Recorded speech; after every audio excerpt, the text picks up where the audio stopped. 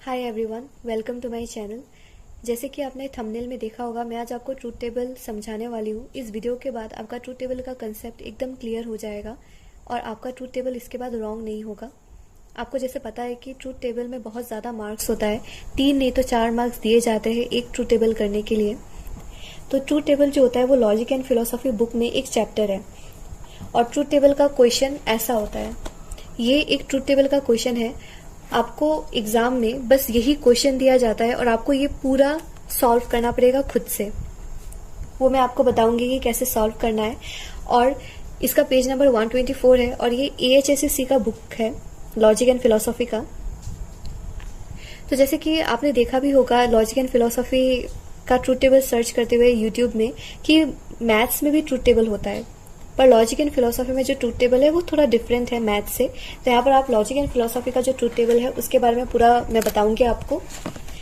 तो logic and philosophy में जो ट्रूथ टेबल है, इसमें जो ट्रूथ टेबल का क्वेश्चन होता है उसमें क्या क्या होता है पहले आप ये देखिए। इसमें कुछ वेरिएबल्स होते हैं एंड कुछ सिंबल्स होते हैं। मैं आपको अलग अलग करके बताती हूँ कि वेरिएबल्स क्या होता है, सिंबल्स क्या होता है। पहले मैं आपको वेरिएबल्स बताती हूँ क्या होता है।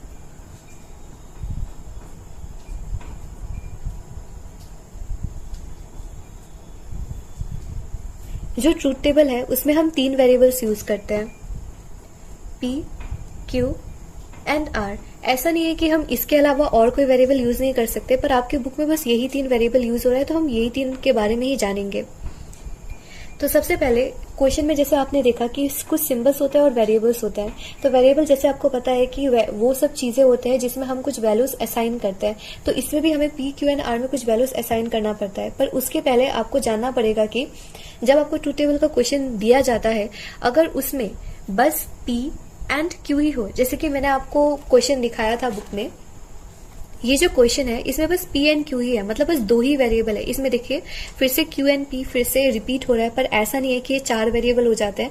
P एंड Q बस 2 ही वेरिएबल है और P और Q फिर से रिपीट हो रहा है, तो मतलब इसमें बस 2 ही वेरिएबल है।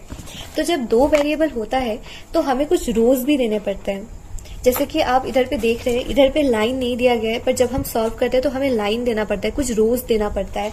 तो अगर आपके क्वेश्चन में बस P and Q 2 he variable है तो आपको 4 रोज देने पड़ते हैं, 1, 2, 3 एंड 4। और अगर आपका P, Q and R 3 variable है तो आपको 8 रोज देने पड़ते हैं, 1, 2, 3, 4, 5, 6, 7, 8। आपको 8 रोज देने पड़ते हैं। अब आप सोच रहे होंगे कि ये कैसे डिसाइड हो रहा है कि इसमें 8 रोज होंगे तो इसमें 4 रोज होंगे। तो ये ऐसा होता है, जैसे कि P एंड Q अगर मैंने लिया, 2 वेरिएबल अगर होता है तो इसके ऊपर हम एज्यूम करते हैं ट्रूथ टेबल में कि इसके ऊपर स्क्वायर है। जब इन दोनों स्क्वायर को हम मल्टीप्लाई करते हैं तो 4 आता है। इसलिए जब 2 वेरिएबल होते हैं क्वेश्चन में तो हम 4 रोज देते हैं, जैसे कि आपने ऊपर देखा। और जब P, Q एंड R होता है तो तीनों के ऊपर स्क्वायर होगा, तो ये 2 2 4 हो जाता है, 4 2 8 हो जाता है। इसलिए हमने यहाँ पर 8 रोज लिया। अब आपको ये पता चल गया। अब मैं आपको वैल्यूज बताती हूँ कि आप P, Q एंड R ये तीनों को क्या क्या वैल्यूज देते हैं। तो अगर आपका P एंड Q ही है क्वेश्चन में तो आपको पता चल जाता है कि बस 4 रोज होंगे। तो P में क्या वैल्यूज असाइन होते हैं, वो है T, T, F, F। Q में क्या वैल्यूज असाइन होता है, वो है T, F, T, F। यहाँ पर जो T और F है वो ट्रू एंड फॉल्स ही है, क्योंकि ये ट्रूथ टेबल है। यहाँ पर हम ट्रूथ एंड फॉल्सिटी निकालते हैं एक स्टेटमेंट का। पर पहले हम यहाँ पर सीखते हैं, फिर उसका स्टेटमेंट में भी ऐसा हम कर सकते हैं। ट्रूथ टेबल हम स्टेटमेंट का भी करते हैं। तो ये जो P होता है, अगर 4 रोज है तो यहाँ पर हम ट्रू और फॉल्स को T, T, F, F 2 बार T 2 बार F में डिवाइड कर देते हैं। और जो Q है उसमें हम TF, TF ये आपको लर्न करना पड़ेगा। जब 4 रोज होंगे तो P में T, T, F, F होगा, Q में TF, TF होगा। अब आप जब रेगुलर प्रैक्टिस करेंगे तो आपको ये एकदम लर्न हो जाएगा। और वही अगर 8 रोज है तो हम P, Q एंड R को कैसे ट्रू एंड फॉल्स कैसे डिवाइड करेंगे इसमें। तो जैसे कि मैंने यहाँ पर इक्वली डिवाइड किया था, 4 रोज होने की वजह से 2T 2F दिया था, वैसे ही P में यहाँ पर 8 रोज होने की वजह से 4T एंड 4F, क्योंकि हम इक्वली डिवाइड करेंगे। तो यहाँ पर 4T और 4F। तो अगर 8 रोज है तो हम P को 4T और 4F असाइन करते हैं। तो अब हम Q का क्या वैल्यू देंगे, जैसे कि आपने यहाँ पर देखा था, हमने जब 4 रोज था तब TF दे दिया था, पर यहाँ पर हम TF नहीं दे सकते क्योंकि उसके बाद R भी है और R को भी कोई वैल्यू असाइन करना पड़ेगा। तो इसीलिए हम Q में क्या करते हैं, हम Q में जो P का जो वैल्यू था जब हम 4 रोज में करे थे TTFF, यहाँ पर Q में आता है वो 8 रोज में, यहाँ पर TTFF होता है। और इसीलिए जो R है वहां पर TF होता है। ये बहुत आसान है, जैसे ही आपका रोज बढ़ते जाता है उसके हिसाब से आपको ट्रू एंड फॉल्स को डिवाइड करना है ये वेरिएबल्स में। अगर आप मान लीजिए, एज्यूम कर लीजिए कि यहाँ पर 10 रोज रहता, तो यहाँ पर हम P में 5T और 5F दे देते हैं, Q में 3T और 3F करके देते, फिर यहाँ पर R होता तो यहाँ पर 2T 2F करके देते, और यहाँ पर एक और वेरिएबल होता, क्योंकि यहाँ पर अगर 10 हो रहा है तो एक और वेरिएबल आना चाहिए। वैसे 10 नहीं होता है, अगर हम इस हिसाब से करते हैं तो वो और ज्यादा आएगा, 16 आएगा, बिकॉज 8 से 2 को इंटू करेंगे तो 16 आता है। पर मैं ऐसे ही आपको बस समझाने के लिए बता रही हूँ कैसे ये होता है। तो यहाँ पर अगर एक और वेरिएबल आ जाता तब यहाँ पर हम क्या कर देते, तब लास्ट में हम TF करके देते। तो मैं आपको कंफ्यूज नहीं करूंगी, मैं बस एक और बार रिपीट करती हूँ। वेरिएबल्स ऐसी चीज होते हैं जिसमें हम कुछ वैल्यूज असाइन करते हैं, और ट्रूथ टेबल में हम 3 वेरिएबल लेते हैं, P, Q एंड R। पहले हम रोज को, मतलब कितना रोज होगा उस क्वेश्चन पे से पहले हम डिटरमाइन करते हैं। अगर क्वेश्चन में ट्रूथ टेबल का 2 वेरिएबल है तो हम 4 रोज देते हैं, जैसे कि मैंने आपको समझाया इधर पे। और अगर 3 वेरिएबल्स है तो हम 8 रोज देते हैं यहाँ पर, जैसे मैंने आपको समझाया। और जो वैल्यूज है, अगर 4 रोज है तो 2T 2F, और जो Q का वैल्यू होता है वो होता है TF, और वहां पर अगर 8 रोज हो जाते हैं तो P को 4T 4F, Q को TTFF और R को TF करके हम देते हैं। वेरिएबल्स के बारे में समझ आ गया होगा। अब मैं आपको सिंबल्स के बारे में बताऊंगी। तो ट्रूथ टेबल सॉल्व करने के लिए हमें कुछ सिंबल्स दिए जाते हैं और हमें उसका फॉर्मूला पता होना पड़ता है। जब हम P और Q का वैल्यू असाइन कर देते हैं उसके बाद हमें उस सिंबल का जो फॉर्मूला है उसके हिसाब से पूरा ट्रूथ टेबल सॉल्व करना पड़ता है। तो ट्रूथ टेबल में 5 सिंबल्स होते हैं।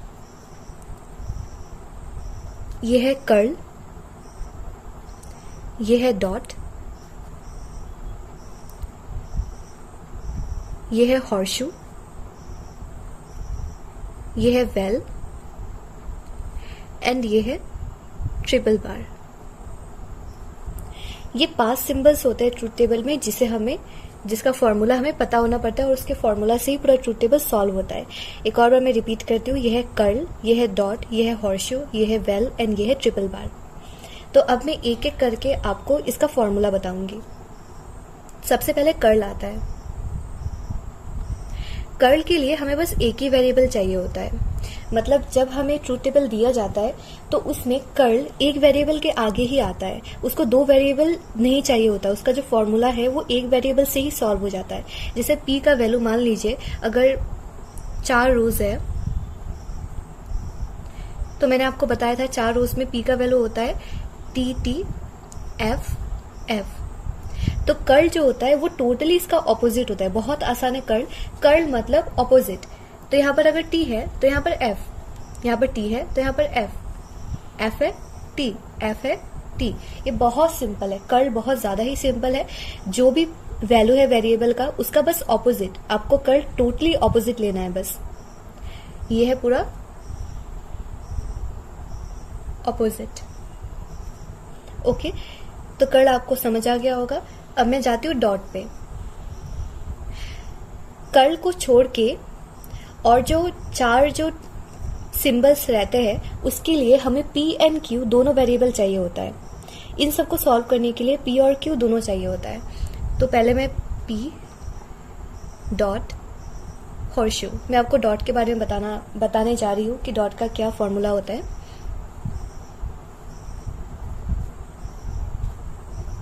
सिंस ये बस 2 ही वेरिएबल था इसीलिए 4 रोज हुए हैं, तो इसका पहले हम वैल्यू लिख देते हैं। Q होता है TF। डॉट का जो फॉर्मूला होता है वो बहुत ही ज्यादा सिंपल है।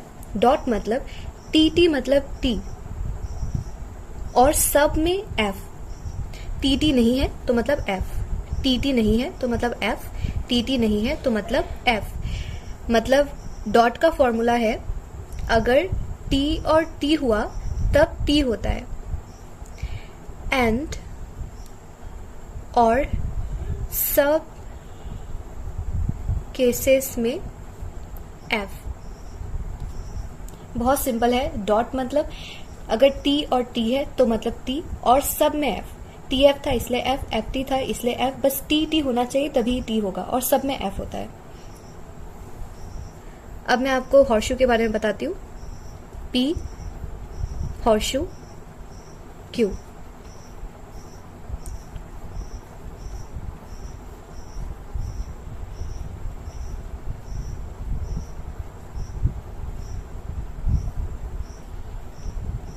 हॉर्शू होता है जहां पर टी एफ होता है वहां पर एफ, और सब केसेस में टी। जैसे यहां पर टी टी मतलब टी था और सब में एफ। हॉर्शू का होता है टी एफ है तो एफ,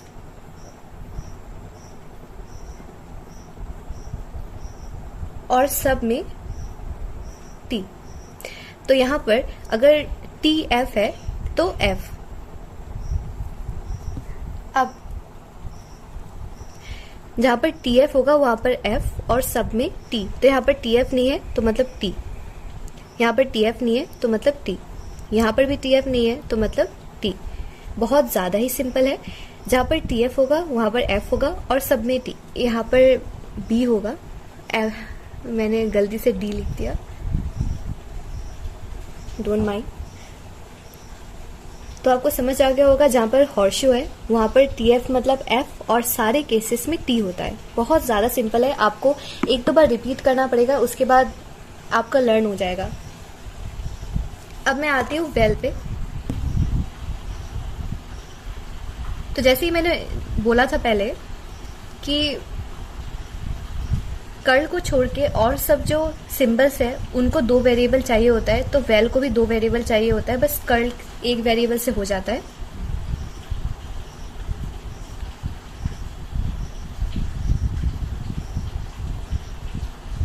आप ये याद रखिएगा, आपको जब सिंबल का फॉर्मूला यूज करना होता है उसके पहले आपको जो वेरिएबल्स होते हैं उसका जो वैल्यू है उसे पहले लिखना पड़ता है, उसके बाद ही वो सिंबल को आप सॉल्व कर सकते हैं।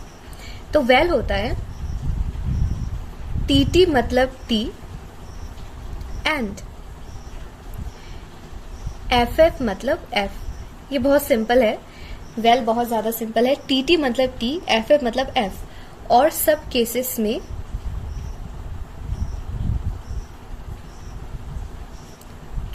टी। मतलब जहां टी टी होगा वहां भी टी होगा, जहां एफ एफ होगा वहां तो एफ होगा, और उसको छोड़ के जैसे कि अगर टी एफ हो गया या एफ टी हो गया तो वो सब केसेस में टी होगा। तो यहाँ पर देखिए टी टी है तो मतलब टी, एफ एफ है तो एफ। यहाँ पर टी टी नहीं है पर और सब केसेस में भी टी होता है, ये आप याद रखिएगा। मुंह में आपको बोलना पड़ेगा कि टी टी मतलब टी, एफ एफ मतलब टी, और सब केसेस में टी। तो यहाँ पर टी एफ है तो यहाँ पर टी होगा, यहाँ पर एफ टी है यहाँ पर टी होगा। अब वेल खत्म होने के बाद आता है ट्रिपल बार। ट्रिपल बार और वेल थोड़ा सिमिलर है तो आपको इसमें थोड़ा कंफ्यूजन हो सकता है।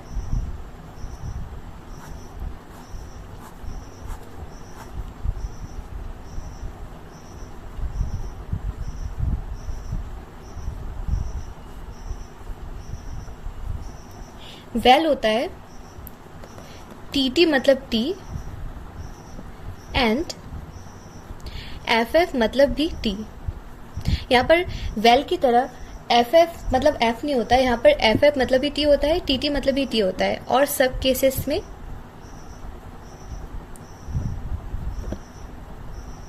एफ। और जो भी इन दोनों से अलग होगा वो सब में एफ होगा।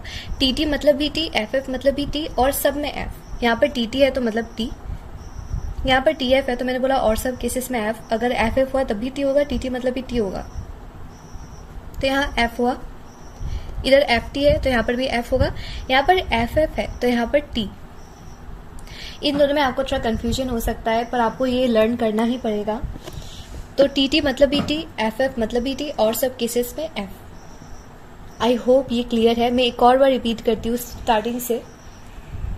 जो ट्रूथ टेबल में 5 सिंबल्स होते हैं, एक है curl, dot, horseshoe, well and triple bar. जो कर्ल होता है उसको बस एक ही वेरिएबल चाहिए होता है, क्योंकि कर्ल ऑपोजिट होता है, वही एक वेरिएबल का ऑपोजिट। तो मैंने p का वैल्यू लिखा TTFF, तो इसलिए कर जो हुआ एकदम ऑपोजिट हो गया, t का f, f का t।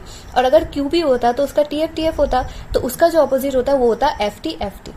अब आता है डॉट भी बहुत सिंपल है। डॉट मतलब TT मतलब t एंड सब केसेस में f। तो TT मतलब t लिखा और सब केसेस मैंने f बोला है, तो TT नहीं है तो मतलब f, TT नहीं है f, TT नहीं है f। हॉर्शू होता है TF मतलब f और सब केसेस में t, तो यहाँ पर TF नहीं था तो इसलिए मैंने t दिया, क्योंकि TF मतलब ही f। तो इसलिए मैं आपको एक सुझाव देना चाहती हूँ कि आप पहले जो फॉर्मूला है उसका पहले, मतलब जैसे हॉर्शू का TF है तो आप देख लीजिए TF कहाँ पर है, जहां पर भी TF है वो पहले आप सॉल्व कर दीजिए। और जो और सब केसेस वाला बात आता है, जैसे कि TF नहीं हुआ तो और सब केसेस में T लिखना है, तो वो आप बाद में करिए। तो यहाँ पर TF मतलब F था और सब TF नहीं है तो और सब में T। वेल में होता है TT मतलब भी T, FF मतलब F, TT मतलब T, FF मतलब F और सब केसेस में T। तो यहाँ पर TT था तो इसलिए T लिखा, FF था F लिखा और सब केसेस में T। ट्रिपल बार का भी थोड़ा सिमिलर है पर डिफरेंट। TT मतलब T, FF मतलब T और सब केसेस में F। TT मतलब T था, FF मतलब भी F था और सब केसेस में F। अब मैं आपको एक ट्रूथ टेबल सॉल्व करके दिखाती हूँ और मैं आपको इसके बाद कैसे कंक्लूजन लिखना है वो भी आपको बताऊंगी। ये मैंने एक क्वेश्चन लिखा है ट्रूथ टेबल का, ये बुक का ही क्वेश्चन है जिससे मैं आपको बता रही थी कि सिंबल्स वेरिएबल। ये पेज नंबर 124 का ही है, लॉजिक एंड फिलोसॉफी बुक का। तो पहले आपका फर्स्ट स्टेप होगा कि कितना वेरिएबल्स है इसमें, P एंड Q। आपको एक और वेरिएबल दिख रहा है नहीं, तो इसलिए कितना रोज होंगे 4।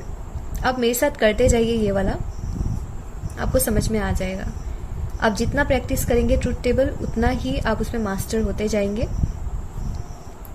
तो यहाँ पर आपको कंफ्यूजन हो रहा होगा कि पहले आप सॉल्व कौन सा करिए या किस तरीके से सॉल्व करना है, और ये जो डॉट है सिंबल ये तो अकेला है तो इसको कैसे सॉल्व करना है। तो सबसे पहले जो होता है ना, सबसे पहला जो ब्रैकेट होता है आप उसको पहले सॉल्व करेंगे, उसके बाद जो नेक्स्ट ब्रैकेट होता है उसको आप सॉल्व करेंगे।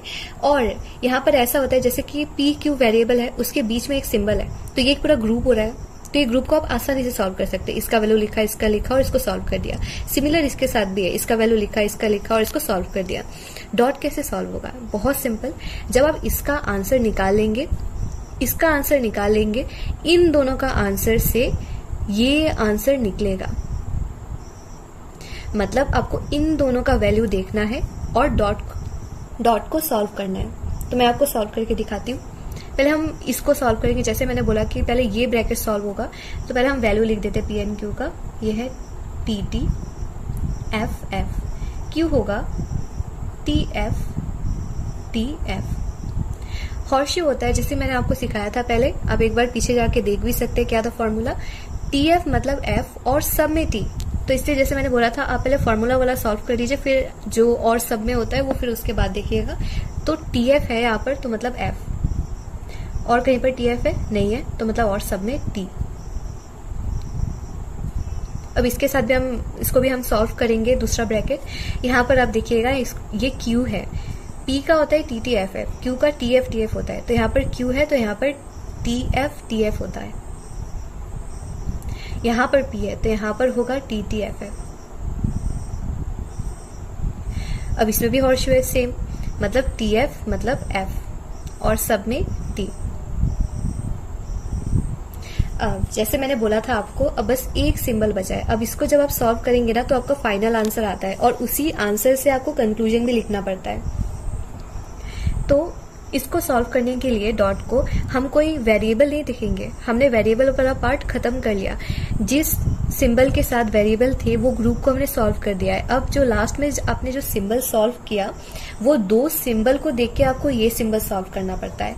और मैंने आपको सिखाया था डॉट मतलब होता है TT मतलब T और सब में F। तो यहाँ पर TT है मतलब ये आप उंगली रख के करिएगा, कंफ्यूज मत होइएगा कि इसको देख लिया, ऐसा नहीं।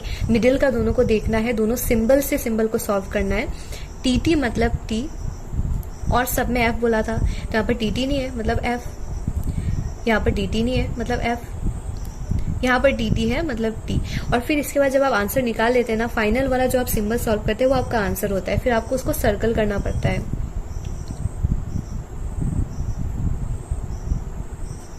अब जैसे कि मैंने आपको बताया था, इसके बाद मैं आपको कंक्लूजन निकालना सिखाऊंगी, और ये रहा आंसर। मैं आपको एक बार बुक में भी दिखा देती हूँ सही है कि नहीं है।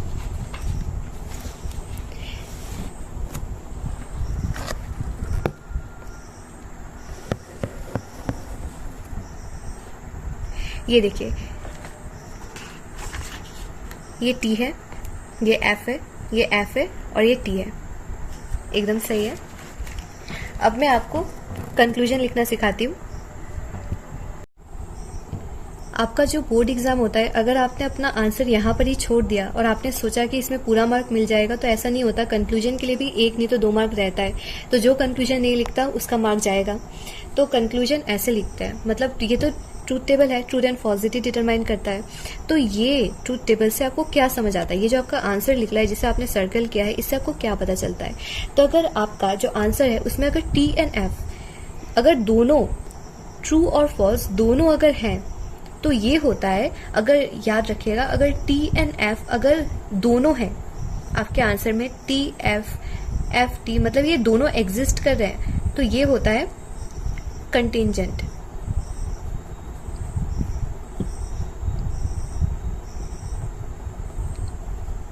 अगर आपका आंसर में बस टी है, बस टी, मतलब आपका जो आंसर आया है उसमें टी एफ एफ तो एग्जिस्ट नहीं कर रहा, बस टी ही है, चारों टी है, तो इसको बोलते हैं टोटोलॉजी। और अगर आपका आंसर में, सॉरी टी नहीं, मैंने तो बता दिया, अगर टी एफ दोनों एग्जिस्ट करे तो कंटिंजेंट, सारा टी है तो टोटोलॉजी। उसी तरीके से अगर सारा एफ है तो क्या होगा, तो अगर सारा एफ होता है तो होता है कॉन्ट्रडिक्टरी।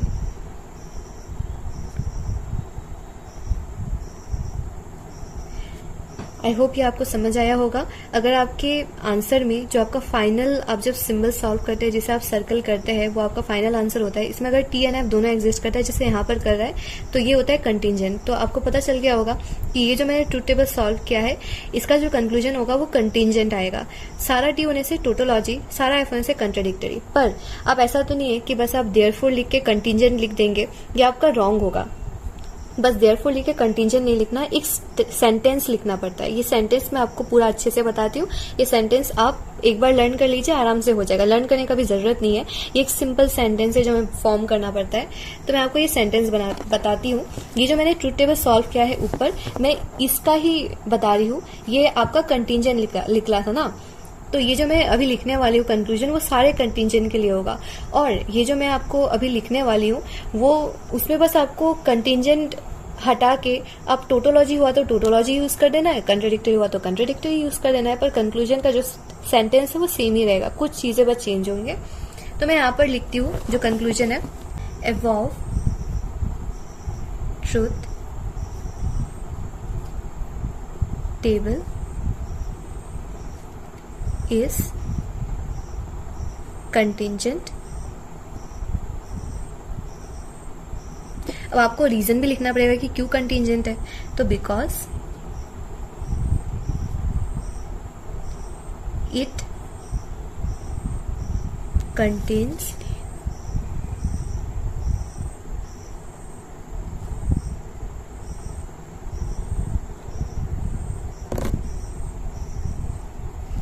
सॉरी, सेंटेंस गलत हो गया। यहां पर होगा इन और यहां होगा इट्स, ये कंटेन्स नहीं होगा। तो ये ऐसा होगा कि the above truth table is contingent because in its final column it contains both T's and F's। तो आपको जैसे मैंने समझाया था कि कंटिंजेंट मतलब टी और एफ दोनों है, तो इसलिए कंक्लूजन भी हम इसी तरीके से लिखते हैं कि the above truth table is contingent because in its final column it contains both Ts and Fs. Final column मतलब ये जो आपने सर्कल किया है, यही आपका फाइनल कॉलम होता है। तो इसलिए इधर लिखा रहता है कि इन इस final column it contains both Ts and Fs. अब मैं आपको जो टोटोलॉजी है और कॉन्ट्रडिक्टरी है उसका भी लिख के बता ही देती हूँ। इसमें बस कुछ वर्ड्स चेंज करने पड़ते हैं, तो उन सब में लिखना पड़ता है कि the above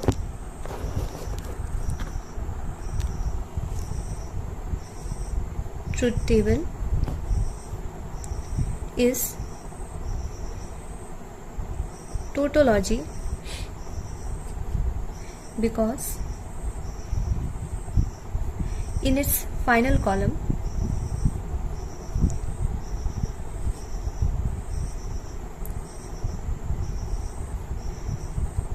it contains all t's। क्योंकि इसके फाइनल कॉलम में सारा टी ही होता है, इसलिए ये टोटोलॉजी है। और कॉन्ट्राडिक्टरी का मैं अभी लिख के नहीं बताऊंगी, मैं आपको बताती हूँ क्या चेंज करना है। तो कॉन्ट्राडिक्टरी का ऐसे होगा कि the above truth table is contradictory because in is final column it contains all Fs. जैसे यहाँ पर ऑल टीज था, वहां पर ऑल एफ्स हो जाएगा बिकॉज सारा एफ होने से कॉन्ट्राडिक्टरी होता है, जैसे मैंने आपको ऊपर समझाया था। तो आई होप ये आपको कैसे कंक्लूजन लिखना है समझ आ गया होगा, और कंक्लूजन में जो आंसर आता है उसके हिसाब से वो कंटिंजेंट है, कॉन्ट्राडिक्टरी है या टोटोलॉजी, वो भी समझ आ गया होगा।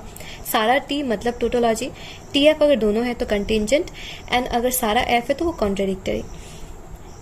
आई होप इस वीडियो से आपको ट्रूथ टेबल का कंसेप्ट एटलीस्ट समझ आ गया होगा, पर बस यही देख के आपका पूरा कंसेप्ट सॉल्व नहीं हो जाएगा, क्योंकि ट्रूथ टेबल जब हम करने जाते हैं तो इतना मैंने जो आपको अभी बताया ये तो बहुत ज़्यादा ही सिंपल था, ये बहुत ज़्यादा सिंपल ट्रूथ टेबल है। इसके अलावा भी बहुत बड़े बड़े क्वेश्चंस भी रहते हैं ट्रूथ टेबल का, जिसमें कर्ल होता है, फिर एक ब्रैकेट होता है, देन सेकंड ब्रैकेट होता है। तो आपको पहले कौन सा ब्रैकेट सॉल्व करना है, फिर कौन सा ब्रैकेट सॉल्व करना है, कौन सा सिंबल पहले सॉल्व करना है, वो सब भी आपको जानना जरूरी है। इसीलिए मैं आपके लिए एक और वीडियो लाऊंगी इस वीडियो के बाद, जिसमें मैं आपको बस ट्रूथ टेबल सॉल्व करके दिखाऊंगी, और आप उस वीडियो में मेरे साथ ट्रूथ टेबल जब सॉल्व करेंगे तो आपका पूरा कंसेप्ट ट्रूथ टेबल का क्लियर हो जाएगा, और उसके बाद आपका एक भी मिस्टेक नहीं होगा ट्रूथ टेबल में। आई होप आपको ये वीडियो अच्छा लगा। अगर आपको कोई ट्रूथ टेबल सॉल्व करने में प्रॉब्लम हो रहा है तो आप कमेंट में उस ट्रूथ टेबल का क्वेश्चन लिख के दे सकते हैं, मैं उसे आपको सॉल्व करके दिखाऊंगी। और अगर इस वीडियो में आपको कुछ समझ में नहीं आया so please comment and let me know. अगर आपको वीडियो अच्छा लगा please like, subscribe and comment. I hope आपको ये वीडियो अच्छा लगा। Thank you.